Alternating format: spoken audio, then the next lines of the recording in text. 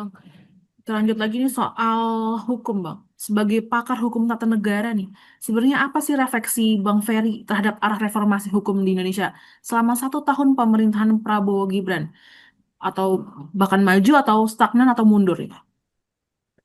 Nah, kerusakan hukum itu sudah berlangsung dari ayahnya Mas Gibran ya, Presiden Joko Widodo.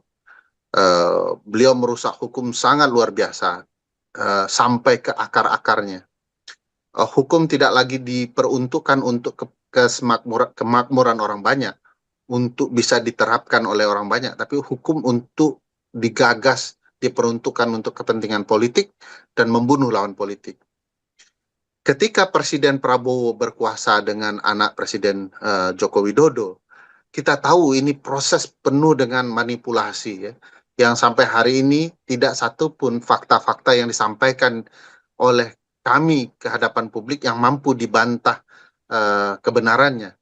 Artinya manipulasi kekuasaan itu dengan wajah dan cara hukum akan membuat hukum sulit ditegakkan karena mereka sendiri adalah manipulator hukum itu. Hukum sebagai pedoman sebenarnya bukan punyanya orang hukum, bukannya Ferry Amsari yang bicara hukum. Hukum itu milik bersama. Masalahnya yang membentuk hukum, yaitu pemerintah dan DPR, tidak peka terhadap publik. Mereka tidak lagi merepresentasikan kepentingan hukum publik untuk membentuk hukum.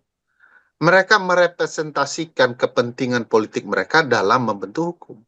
Nah, ini yang menyebabkan wajah hukum kita morat-marit, ya, wajah hukum kita seolah-olah banyak produk peraturannya, tetapi tidak satu pun yang ditegakkan. Wajah hukum kita buat peraturannya terlambat, lalu dibuat belakangan untuk meloloskan korup sendiri, itu bahkan berada di titik sentral istana.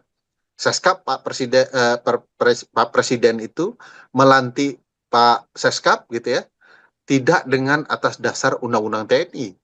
Tapi begitu orang tahu pasal 47 itu ditentang dengan pelantikan Seskap, Presiden kemudian mengubah undang-undang hanya untuk bisa meloloskan Seskapnya. Jadi hukum tidak dihormati oleh istana, sehingga akhirnya rakyat jelata menjadi orang-orang yang ditindas oleh hukum. Jadi hukum tidak berlaku bagi rakyat kecil seperti Afan, tidak berlaku bagi nelayan di Tangerang sana, tidak berlaku di Riau ketika pabrik kaca didirikan, tidak berlaku di demonstrasi yang menjalankan hak-haknya. Sampai hari ini teman-teman kepolisian tidak pernah mengumumkan apa dasar dan dalilnya orang-orang ditahan, padahal penahanan orang harus ada batas waktunya. Harus ada didampingi oleh lawyer, kuasa hukumnya, supaya penghormatan hukum.